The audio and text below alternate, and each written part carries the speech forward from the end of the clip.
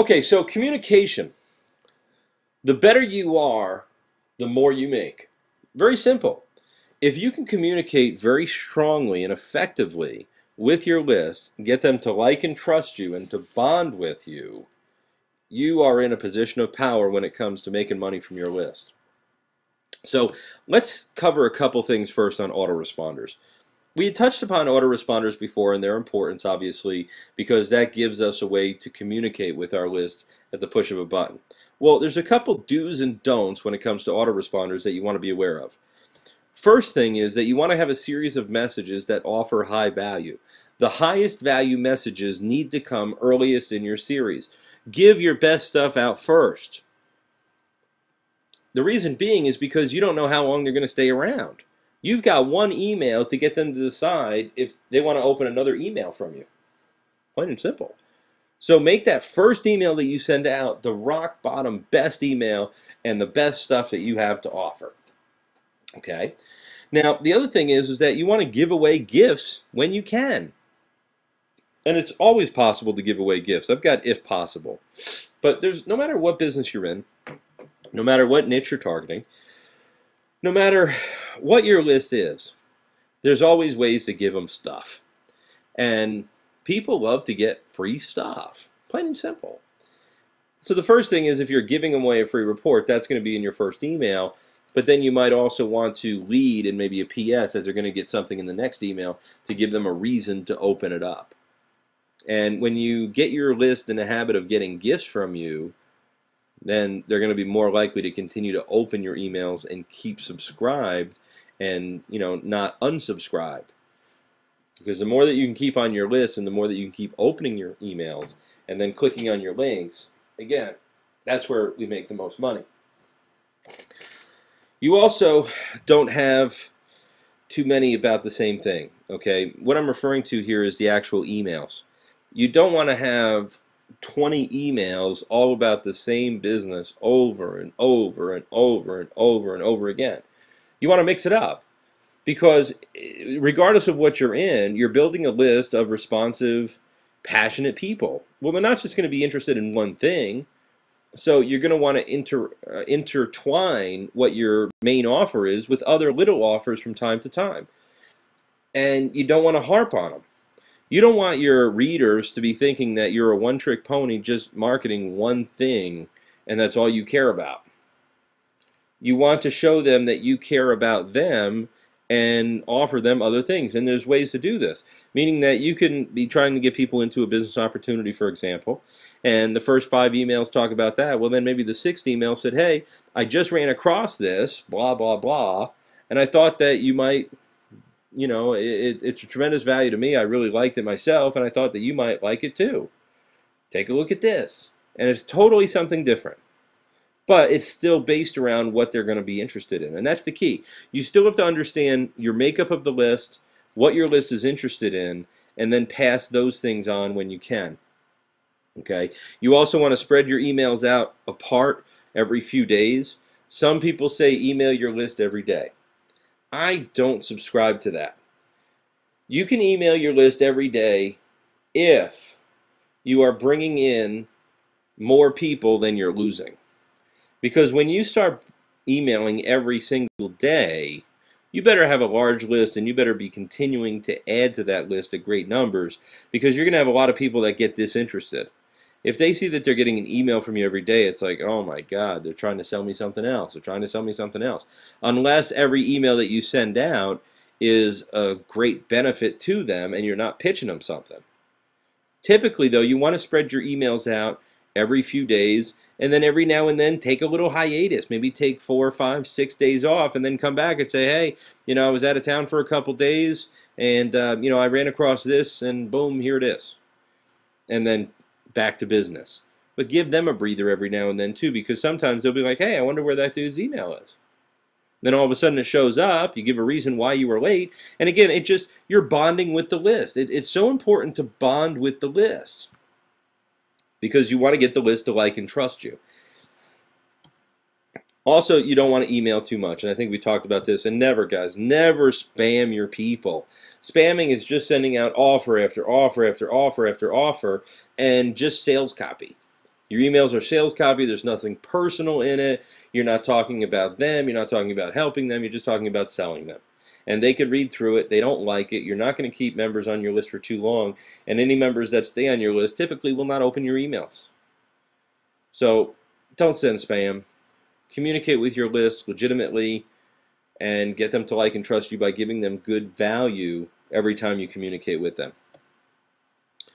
Let's talk about broadcasting a little bit. Autoresponder messages are messages that you set up ahead of time, and they go out every few days, or however you space them out. They can go out every day, they can go out every few days, you can do 2 a day.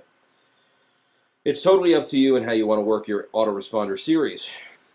But with broadcasting is a little different. Broadcasting is just an email that you send out at that given moment.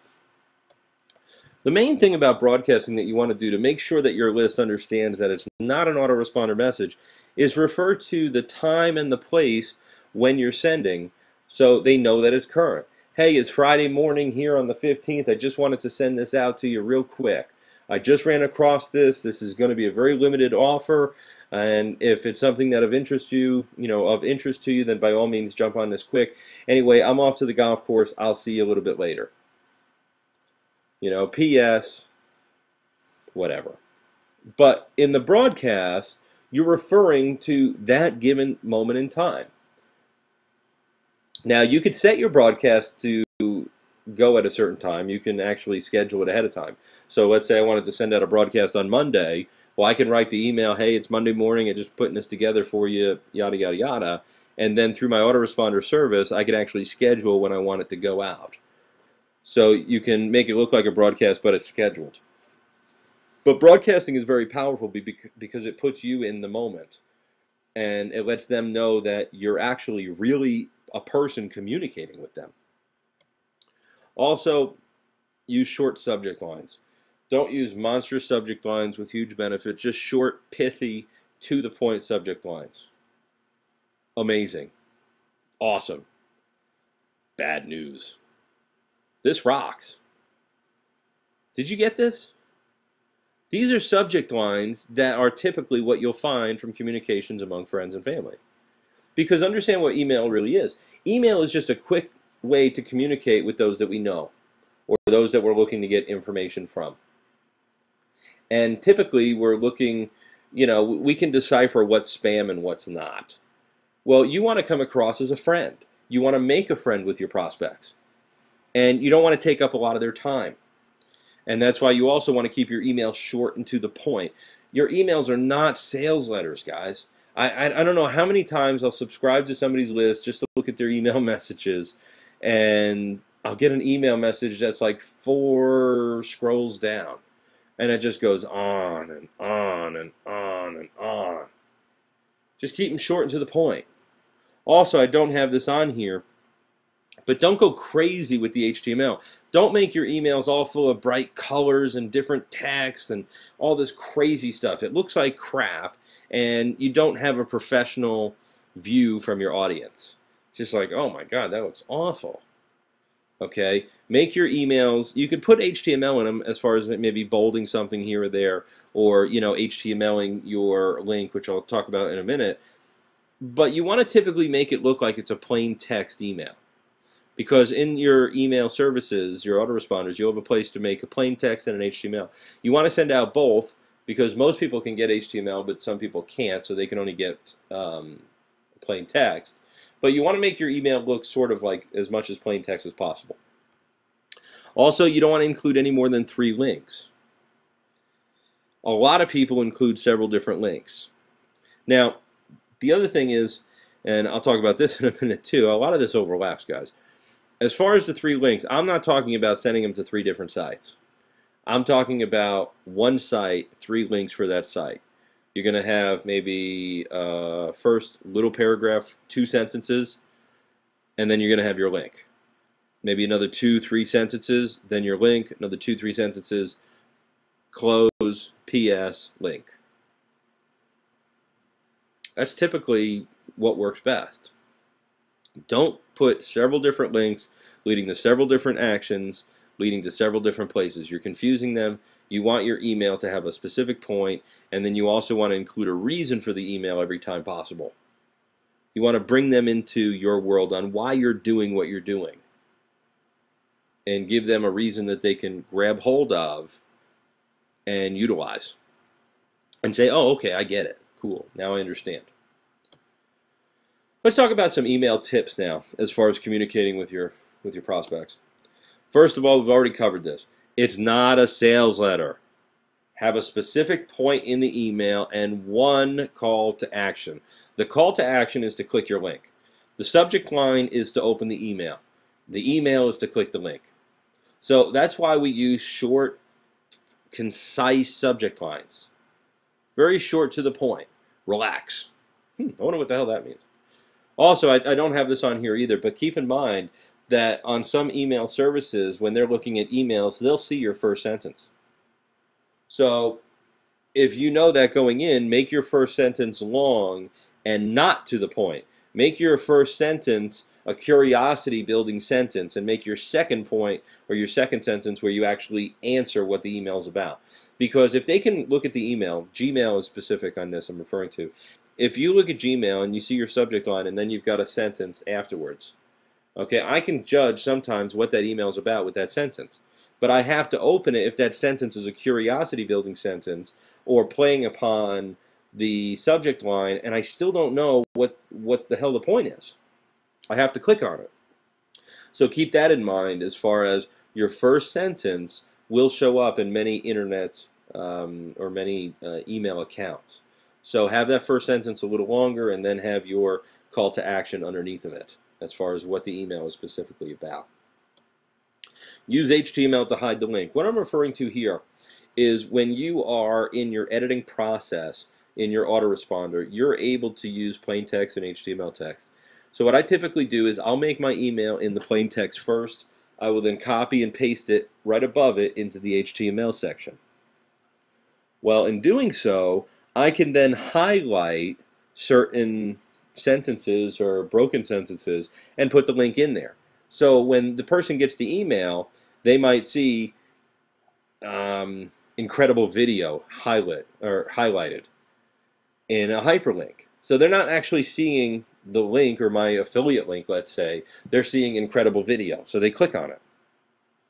And it's a way to hide the link and include it in the email. So what you're doing is you're actually using a call to action with your HTML code.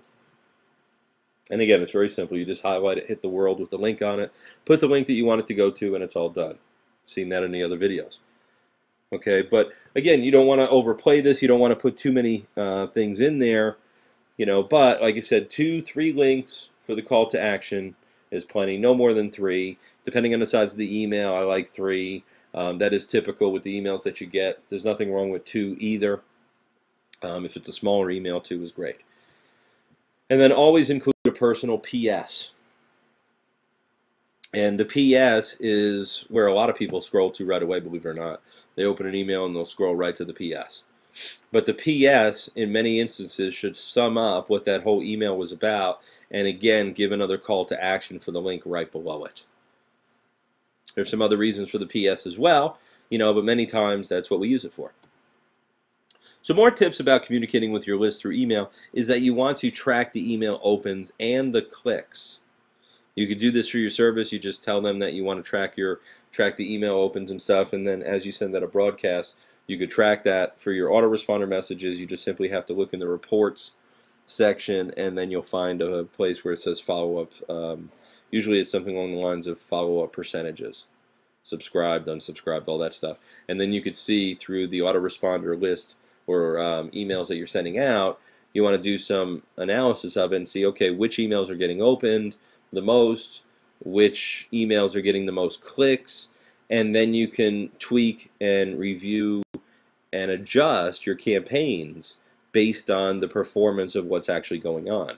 Again, this is a business, guys, and you have to know your numbers. You have to know your analytics, and reporting is very, very important. So you want to keep track of your email opens and clicks.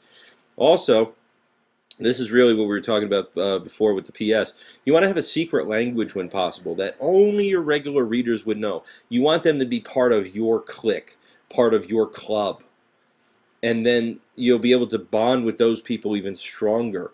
And those people that don't understand, they will feel like they're left out, and they're going to want to read more of your emails. Okay, so sometimes I'll include secret language where I'll talk about my family. I'll maybe drop my son or daughter's name or my dog's name or something along those lines, where only people that know me and know the names of my kids would understand what I'm talking about. Okay, and there's lots of other ways that you could do this, but it's a bonding method that is very, very strong to your readers. And the better that you do this, the more you bond with the list, and the more they buy your stuff. Of course, you want to be yourself, and for longer emails, you want to use breaks. And what I'm referring to here is either you could use like the asterisk or the dash, and what this does is it causes attention for what you want to stand out. So let's say you do have a rather long email. Let's say it's like 4 to 7 paragraphs. Okay, and they're like 1 to 2 paragraphs, or 1 to 2 sentences a paragraph. Well, let's say you really want to call out a certain point of this email. Well, what you can do is draw a line, or type out a line of asterisk, put your pithy, straight to the point little comment right underneath of it, and then draw an asterisk underneath of it. So what you're doing is you're just making like a little headline for yourself, and then have exactly what you want underneath of it. Same thing is true with any sort of symbols. Okay, in a row, it sort of breaks apart the email a little bit. And what this does is it causes attention, and it will also stop the scanners, those evil scanners. Okay, those people that just open the email, scan it real quick, and boom, they're on to the next one. Well, what the scanners will do is they'll go right to the main attentive point. If it grabs them, they click. If it doesn't, they click out anyway. But the fact is that you have more of a chance to grab them if you have an attention break, is what we call it, an attention break in the email. Very, very simple. Okay. The last thing that I really want to cover here with you guys is what is known as the triangle of trust. There it is. You trust me? Yeah, it's a triangle. It's a triangle of trust. Okay, this is an extremely effective method I got from Frank Kern. Frank Kern is an legendary internet marketer, and he does this better than anybody else. But basically what he does is he starts with an email. And then in that email, he sends them to the blog. Now here's the thing. The blog actually has a video that he's done on it. So the email says something along the lines of, hey, I just shot this great video for you. I think you're really going to dig it. You're going to get some really great information. I put it up on my blog for you to check out. Here's my link to my blog. Go take a look at it. And what he does is he sends them to his blog. Now, he could easily just, send them to the video, okay, but he's sending them to his blog. Now, there's a couple reasons for this. The fact is that blogs are identified as places where you get news. It's not mean to be sold anything. I mean, blogs are not sales pages, so the credibility of what they're viewing or getting from the blog intensifies, and their guard comes down as far as being sold anything. Now, why videos? Well, videos are extreme value. And when someone does a video for you, it's a lot more valuable in the eyes of the consumer than, hey, I wrote a blog post. It's like, great, wonderful, you wrote a blog post, who cares?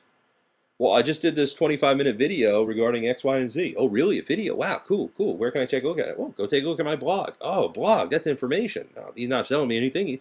That's just good information for me.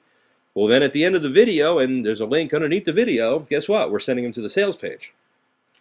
And the effectiveness of this method is extremely high when done properly.